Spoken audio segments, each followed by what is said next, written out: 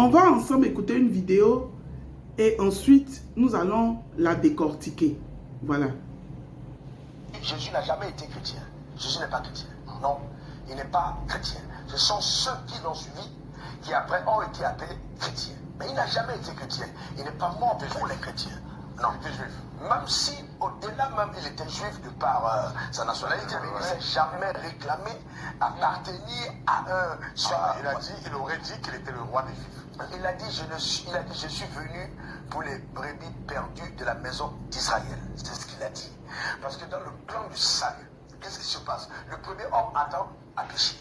Et la séparation d'Adam avec Dieu a donné donc naissance à la religion. L'homme a commencé, c'était pas ses propres efforts, Adam qui porte des vêtements de fille, qui sa femme, par ses propres efforts d'aller à la rencontre de Dieu. Et Dieu a permis, la Bible dit, il a permis que les hommes le trouvent en tâtonnement. Donc la religion, c'est un tâtonnement pour essayer de combler le vide laissé par l'absence de l'Esprit Saint dans la présence de l'humain. Parce que l'être humain est un être tridimensionnel. L'esprit, un esprit ayant une âme vivant dans un corps. Donc tant qu'il n'y a pas de fusion, de relation avec le Saint-Esprit, on peut ouvrir son esprit à d'autres esprits. Et donc on aura le temps, j'espère, de le démontrer. Ok. Pour ceux qui ne le connaissent pas, il s'appelle le révérend Raoul Wafo. Il est de la Côte d'Ivoire. D'accord? Le révérend Raoul Wafo dit Jésus n'est pas chrétien. Pendant que la Bible nous confirme autre chose. Vous avez vu?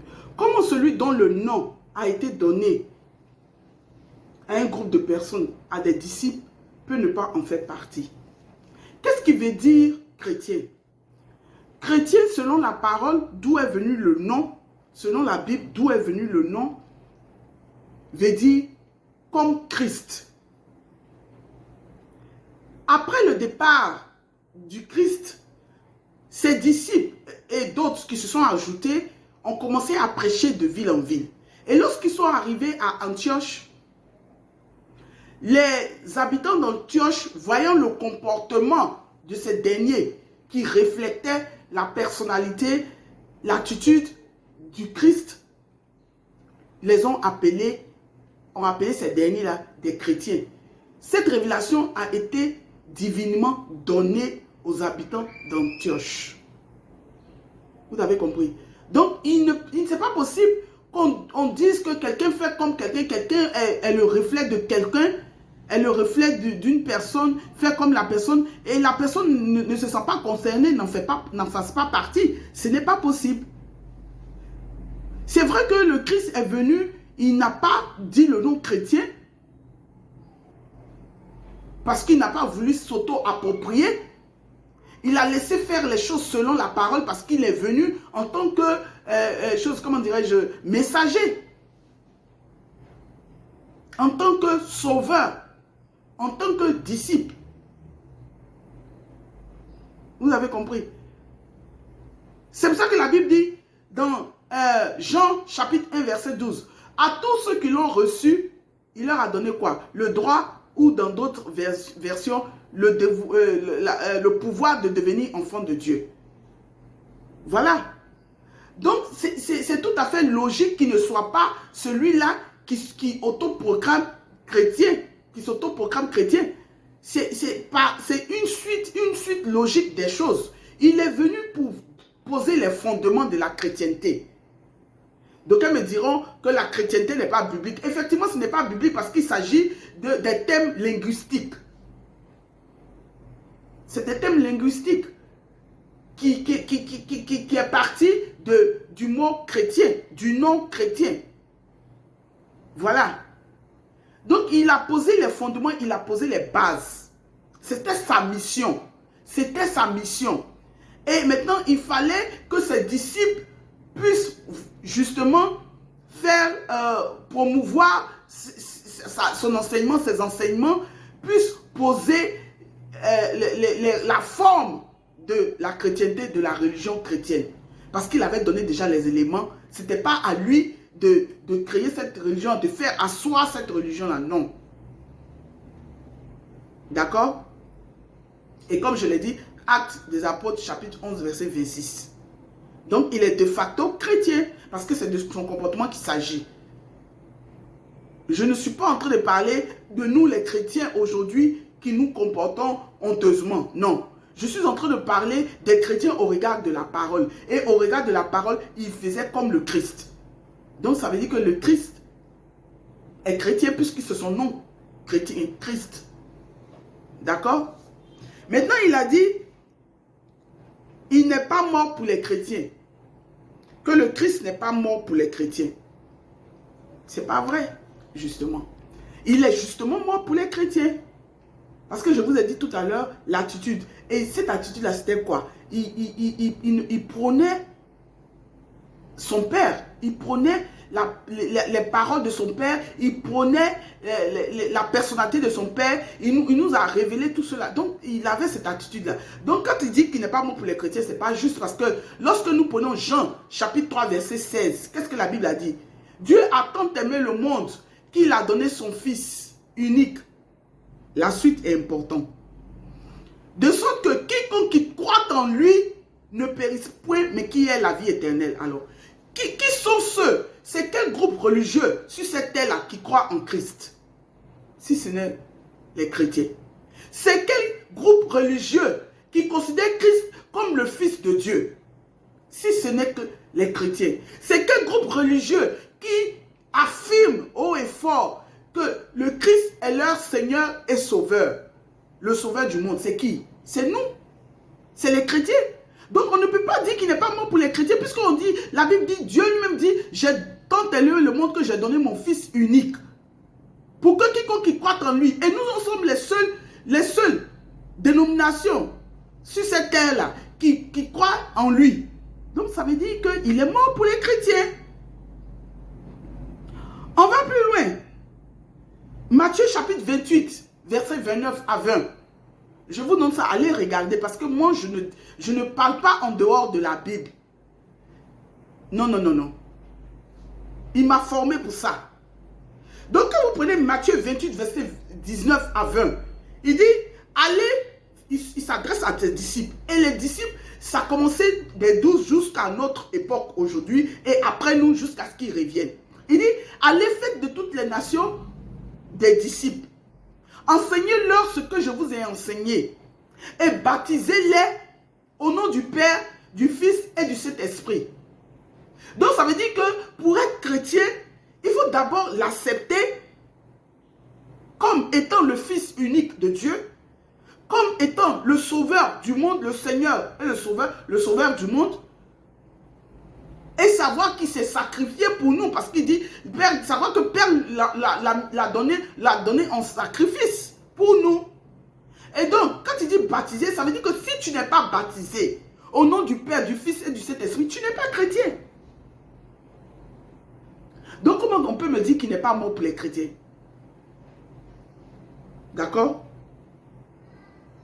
Lorsque nous prenons, troisième élément, lorsque nous prenons Jean 14, verset 15, qu'est-ce qu'il a dit? Il dit, celui qui même observe mes paroles. Mais c'est les chrétiens qui observent les paroles du Christ. Encore, je ne voulais pas parler, ne vous fiez pas au comportement des chrétiens d'aujourd'hui que nous sommes. Regardez selon la parole. Nous sommes supposés, même si nous ne le faisons pas, notre rôle, comme on nous a donné le nom du Christ, ça veut dire qu'on est supposé agir comme lui. Malheureusement, ce n'est pas le cas. Mais ça, ce n'est pas grave. Toi qui as compris la parole, agis comme lui parce que la bénédiction est personnelle. Le salut est personnel. Donc, ne regarde pas celui qui t'a apporté la parole, qui t'a parlé de Christ pour dire que lui-même, il se comporte comme ça. Pourquoi moi, je vais faire comme le Christ? Non, il ne faut pas regarder parce que quand le Christ reviendra, c'est ton comportement qui va te juger, qui va te déclarer juste ou bien, comment dirais-je, injuste. Est-ce que vous me comprenez?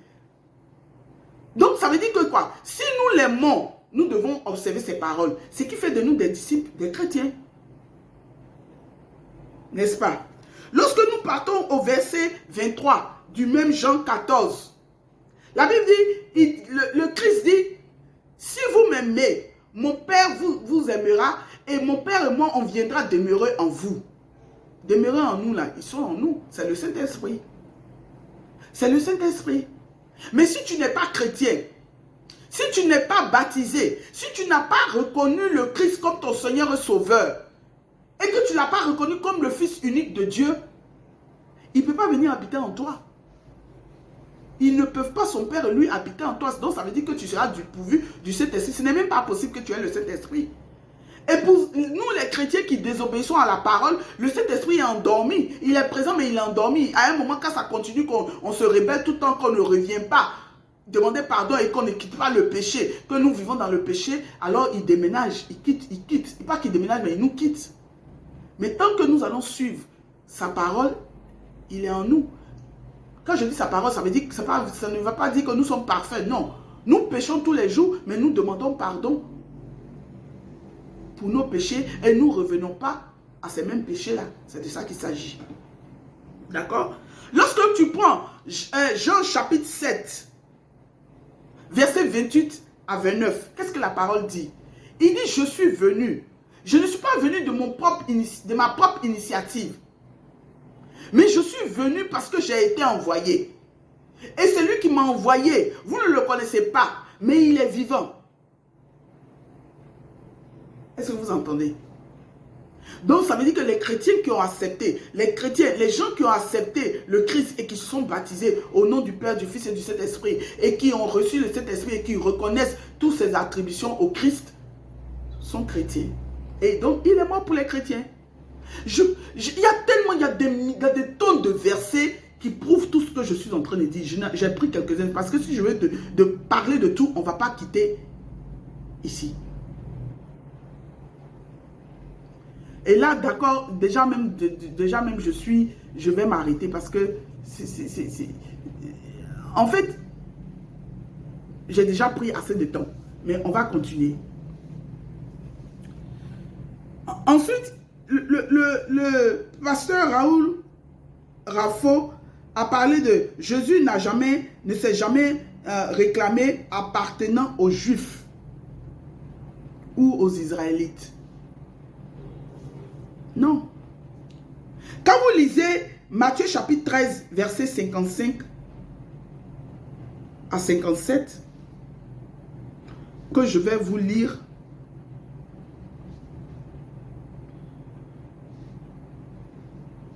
je vais vous lire ça parce que c'est important. N'est-ce pas? Matthieu chapitre 13, verset 55 à 57. N'est-ce pas le fils du charpentier? N'est-ce pas de Marie qui est sa mère? N'est-ce pas Marie qui est sa mère? Jacques, Joseph, Simon et Jude ne sont-ils pas ses frères? 56. Et ses sœurs ne sont-elles pas toutes parmi nous? D'où lui viennent donc toutes ces choses? Et il était pour eux une occasion de chute. Mais Jésus leur dit, un prophète ne mérite que, un prophète n'est méprisé que dans sa patrie et dans sa maison. Un prophète n'est méprisé que dans sa patrie et sa maison. Ça veut dire quoi? Vous savez que Marie, Joseph, ses sœurs et tout sont des juifs. Mais là, il dit qu'un prophète n'est méprisé que dans sa patrie et sa maison. Un prophète n'est méprisé que parmi les siens. Donc, ça voudrait dire qu'il a déjà dit publiquement qu'il est juif. Oui, il a reconnu qu'il est juif puisqu'il a parlé de ses parents physiques. Il a dit qu'il est juif. Quand il dit un prophète n'est pas reconnu dans sa maison, les juifs ne le reconnaissent pas. Parce qu'ils sont en train de le rejeter. Ce n'est pas ce fils-là, ce fils de Marie, ce n'est pas ses frères qui sont ici et tout. Ce n'est pas le charpentier qu'on connaît juif là. Ce n'est pas un de nos frères. Donc d'où tient-il toute cette intelligence, toute cette connaissance-là? Il n'est pas reconnu parmi les siens.